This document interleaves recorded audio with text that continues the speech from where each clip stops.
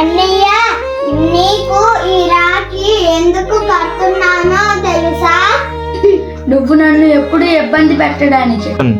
అయ్యో కాదురా, నువ్వు ఎప్పుడు నాతోనే ఉండాలని. నువ్వు నన్ను ఎంత ఇబ్బంది పెట్టినా నీకు ఏం కావాలో నేనే చూసుకుంటా. నువ్వు మా అన్నయ్యగా ఉండడం నా అదృష్టం. నువ్వు నా చెల్లిగా ఉండడం నా అదృష్టం.